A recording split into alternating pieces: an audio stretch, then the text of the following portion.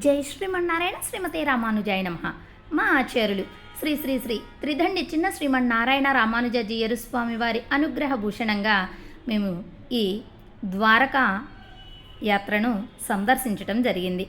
అందులో ఇప్పుడు మనము డాకోర్ ద్వారకా అనేటటువంటి దివ్య దేశాన్ని సేవించుకునే ప్రయత్నం చేద్దాం. ముక్తిప్రద క్షేత్రాలలో ద్వారకా ఒకటి. వైష్ణవ దివ్యక్షేత్రం కూడాను. పంచద్వారకులుగా ప్రసిద్ధి చెందినటువంటి వాటిలో ఈ ఠాకూర్ ద్వారక ఒకటి. అత్యంత ప్రాచీన నగరంగా విరాజిల్లుతున్న ఈ నగరం ఒకప్పుడు డంకాపూర్గా విరాజిల్లింది. డంక్ అనే పేరుగల మహర్షికి ఈ క్షేత్రంలో శివుడు సాక్షాత్కారమిచ్చి ఇక్కడే కొలువై ఉండటం వల్ల డంకనాథ్ అని, డంకాపూర్ అని, అదే కాలక్రమంలో ఠాకూర్గా రూపాంతరం చెందినట్లు పురాణాల ద్వారా అవగతమవుతుంది. ముందుగా శ్రీకృష్ణుడు వస్తాడని వచ్చి వేంచేశారు ఈ శివుడు అని కూడా మనకు తెలియచెప్తారు. ఈ క్షేత్రానికి చేరుకున్న భక్తులు ముందుగా సమీపంలో ఉన్న గోమతీ నదిలో స్నానాదులను ఆచరిస్తారు. అత్యంత పురాధికమైన ఈ గోమతీ తీర్థాన్ని ద్వాపర యుగంలో భీముడు నిర్మించినట్లు పురాణాల ద్వారా తెలుస్తుంది. శ్రీకృష్ణ భగవానుడు రణచోర్ రాయుడిగా పూజలందుకుంటున్న ఈ క్షేత్రంలోనే బోధను అనే ఒక భక్తుడి భక్తికి మెచ్చి జగన్మోహనుడైన శ్రీకృష్ణుడు ఇక్కడకు వచ్చారు.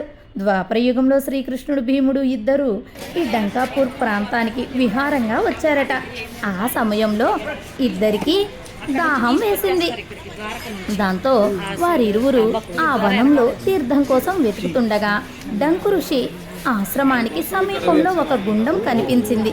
ఇద్దరు ఆ గుండంలో నీటిలో సేద తీర్చుకున్నారని, అనంతరం పశుపక్ష్యాదులు జంతు జీవాలకు ఉపయోగార్థంగా ఆ భీముడు ఆ గుండాన్ని గదతో మోది పెద్దగా చేశారని, అది 572 ఎకరాల గోమతీ తీర్థంగా మారింది అంటూ, అంతటి విశిష్టమైన నదిలో స్నానాధికాలు చేస్తే భక్తుల పాపాలు హరించుకుపోతాయి అని చెబుతారు. ఈ తీర్థంలో ఉన్న రణచోడరాయి మందిరం ఉన్నది. ఈ మందిరంలోకి ఒక భక్తుని భక్తి మేరకు వచ్చి చేరాడని అంటారు. ఆ భక్తుడి యొక్క భక్తి ఎలా మెచ్చుకొని వచ్చారో ఒక భక్తురాలి మాటలలో మనం తెలుసుకుందాం. ఇది గోమతీ నది లోకే ఉంటుంది, చక్కగా మనము సేవించుకునవచ్చును. తర్వాత ప్రధానాలయం గురించి తెలుసుకుందాము. ఇక్కడ ప్రదేశంలోనే ఆయన రక్తం చిందడం వలన ఈ నీరంతా గోమతి నది అంతా ఎర్రగా ఉంటాయి, నీళ్ళు ఎక్కువ. ఆ నదికి ఇప్పుడు మనం ఉన్న ప్లేస్లోనే అడుగున ఆ బ్లడ్ చుక్కల ఆయన నుంచి భక్తుడి నుంచి వచ్చిన బ్లడ్ అనేది కింద పడింది అనమాట. ఎందుకు అంటే ఆయన పరమ భక్తుడు, ఆయన వెనకాలే స్వామి బండిలో వచ్చేసారు. ఆయన ఇష్టపూర్వకంగా నేను వచ్చేస్తాను నీతో అని చెప్పారనమాట. ఎందుకంటే ఆయన ముసలివాడయ్యాడు. అక్కడి నుంచి ద్వారక నుంచి ఇక్కడికి రావడం కష్టమైనప్పుడు ఆయన ఏం చేశాడు, నేను ఎప్పుడైతే పెద్ద వయసు వృద్ధాప్యం వచ్చిందో అప్పుడు అంటారు, నేను ఇంకా రాలేను స్వామి నీ దగ్గరికి అని చెప్పి అన్నప్పుడు, నీకోసం నువ్వు రావద్దు, నీకోసం నేనే వస్తానని చెప్పి స్వామి వస్తారు. వచ్చినప్పుడు ఆయన్ని తీసుకుని వెళ్ళడానికి బండిలో నేనే వచ్చేస్తా అని చెప్పి ఆయన వెనకాలే వచ్చేస్తారు. వచ్చిన తర్వాత అక్కడ ద్వారకలో ఉన్న భక్తులు అడుగుతారన్నమాట, మా స్వామిని నువ్వు తీసుకెళ్ళిపోతున్నావు అని చెప్పి అపార్థంతో ఆయన్ని గుణపంతో గుచ్చుతారు. గుణపంతో గుచ్చినప్పుడే ఆ బ్లడ్ అనేది ఈ ప్రదేశంలో పడింది. అప్పుడు స్వామి అంటారు, ఈ అంశం జరిగే ముందు స్వామి అంటారనమాట, నువ్వు నీ దగ్గర ఉన్న ఏదైనా సరే, ఎప్పుడైతే రుక్మిణీమాత తులసితోనే వేసిందో తులాభారము, అదేవిధంగా స్వామి చెప్తారు, నీ దగ్గర ఉన్నది ఏదైనా వెయ్యి, నేను తూగుతాను వాళ్ళకి అని చెప్పి ద్వారకలో ఉన్న ప్రజలకి చెప్పమంటారు స్వామి. ఏంటంటే ఇక్కడ నా దగ్గర స్వామి ఎంత ఉన్నారో అంత తూకంతో మీకు ఇస్తాను ఏదైనా అని చెప్పి అంటారు. అప్పుడు ఈ భక్తుడు అంటారనమాట, నా దగ్గర ఏముంది స్వామి నీకు ఇవ్వడానికి, నేనే నడిచి వస్తున్నా అంత దూరము, ఏమీ లేదు అన్నప్పుడు అప్పుడు ఆయన భార్య దగ్గర చిన్న ముక్కు పుడకుంటుంది. ఆ ముక్కు పుడకని తులాభారంలో వేస్తుంది. తులాభారంలో వేసినప్పుడు స్వామి వెంటనే తూగిపోతారనమాట. అంతే ఇదితో ఇక్కడ ఆ స్వామికి అదే ఖర్చుతో అంతే ఎత్తు, సేమ్ ఏ తేడా ఉండదు, ఏదో చిన్న తేడా అంతే ఎత్తులు. ఆ ద్వారకలో ఉన్న స్వామి సేమ్ ఇక్కడ అలాగే ఉంటారు, ఎటువంటి తేడా ఉండదు. ఇప్పుడు మీరు ఎలా చూస్తున్నారో స్వామిని, సేమ్ ద్వారకలో కూడా అంతే. ఆ స్వామి ఇష్టపూర్వకంగా వచ్చారనమాట. అందుకే దీన్ని సన్నిధి సన్నిధి ఏ ద్వారక? డాకూర్ ద్వారకా అని అంటారు. ఇక్కడ డాకూర్ అనే డాకూర్ ఋషి డాకూర్ అని వచ్చింది కాబట్టి డాకూర్ ద్వారకా అని పేరు చెప్తారు. ఇక్కడ మా ఋషి కూడా తపస్సు చేశారు కాబట్టి కూడా ఠాకూర్ ద్వారకా అని కూడా వస్తుంది. ఇది ఈ సన్నిధానం వచ్చేసి గోమతి నది అంటారు, సరస్సు అంటారు. ఆ ఒడ్డున వేంచేసి ఉన్నారు. ఇక్కడ కృష్ణయ్య సన్నిధి ఉంది. చక్కగా ఇక్కడ అందరూ సేవించుకుంటారన్న ఉద్దేశంతో ఈ వీడియో చేయడం జరిగింది. జై శ్రీమన్నారాయణ. ఇప్పుడు మనం దర్శించుకున్నాం కదా, గోమతి నది ఒడ్డున వేంచేసి ఉన్నటువంటి, అంటే నదిలోకే ఉంటుంది, ఆ రణచోడరాయుడిని సేవించుకున్నాం. రణచోడరాయుడు అంటే ఇక్కడ కృష్ణుడిని వీళ్ళు ఇలా పిలుస్తూ ఉన్నారు అంతే. సరే, ఇంకిప్పుడు ప్రధాన ఆలయంలోకి ప్రవేశిద్దాం. నిత్యం భక్తులతో రద్దీగా ఉండే ఈ ఆలయం సదా కృష్ణనామ స్మరణతో మారుమరోగుతూ ఉంటుంది.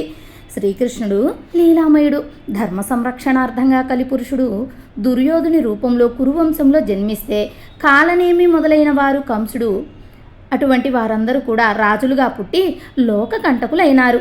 భూదేవి ఈ భారాన్ని సహించలేక శ్రీమన్నారాయణ్ణి ప్రార్థిస్తే శ్రీకృష్ణుడిగా మధురా నగరిలో అవతరించారు కృష్ణ పరమాత్మ. ఆ కృష్ణుడు తన భక్తుడు బోధనా కోరిక మేరకు ఈ క్షేత్రానికి వచ్చినట్లుగా చెబుతారు.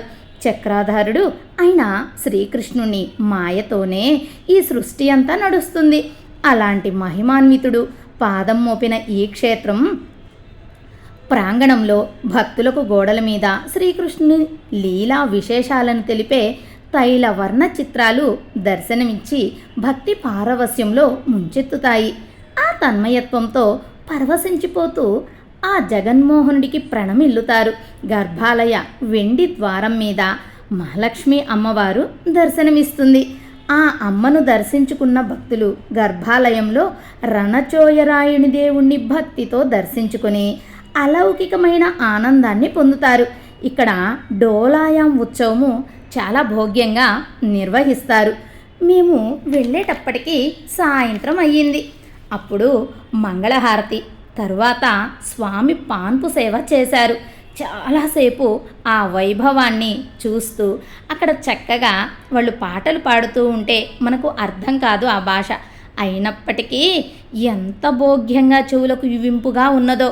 అసలు ఆ కోవెల చూడండి, ఆ దివిటీలు, ఆ ఉన్న భక్తులు ఎంత సందోహంగా ఆ కృష్ణ పరమాత్మను చూడాలి అనేటటువంటి వారిలో ఉండే ఆర్తి మనకు చక్కగా కనపడుతుంది. ఆ పక్కనే తులాభారం కూడా ఉన్నది. ఇప్పుడు మనం సేవించుకుంటున్నది ఈ తులాభారం సేవే. చక్కగా ఆ రోజు రుక్మిణీమాత ఒక తులసి దళంతో తూగిపోయాడు కృష్ణ పరమాత్మ. అంటే భక్తికి మాత్రమే లొగ్గుతాడు, ఇతరమైనటువంటి బంగారాలకు లొగ్గడు పరమాత్మ అనే విషయాన్ని మనకి ఇక్కడ భోగ్యంగా తెలియచెప్తుంది ఈ తులాభార సన్నివేశం. అలా పరమాత్మ లోపల ఆ వెండి వాకిలిపై అమ్మతో దర్శనం, ఆ లోపలికి చూస్తే చక్కగా పరమాత్మ దర్శనం, ఆ తర్వాత మెత్తటి పరుపులు వేసి దిండ్లు పెట్టి ఆయనకు పాన్పు సేవ వైభవంగా చేసేశారు.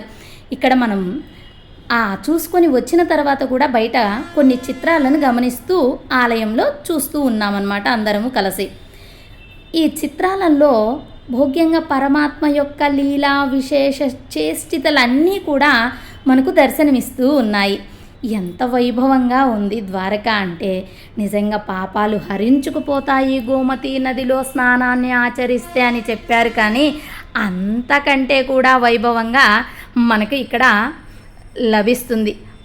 పాపాలు ఉన్నాయి హరించుకుపోవటం కాదు, ఆయన దర్శనం అంత వైభవంగా పొందిన తరువాత మనకి ఇంక ముందు కూడా పాపాలు చెయ్యము అన్నంత విధిగా ఉంది ఇక్కడ దర్శనం. ఆ తెల్లరాతి మెట్లు చక్కగా దర్శనము, ఈ భక్తులతోటి కూడి గోష్ఠి వారందరము దర్శించుకోవటం నిజంగా అండి మరచిపోలేనటువంటి వైభవం. ఇలా ప్రదక్షిణపూర్వకంగా తిరిగి వచ్చిన తర్వాత ఆలయంలోకి ప్రవేశించాము, భోగ్యంగా దర్శించుకున్నాము. ఎందుకంటే లోపల మూల పెరుమాళ్లను సేవింప చేయకూడదు కదా. ఇప్పుడు బయటికి వచ్చాము. బయటికి వచ్చిన తర్వాత ఆలయం బయట వైపున పూర్వపు ఆలయం ఉన్నది. అంటే ఇంతకుముందు ఈ రణచోడరాయుడు వేంచేసి ఉన్నటువంటి ఆలయం.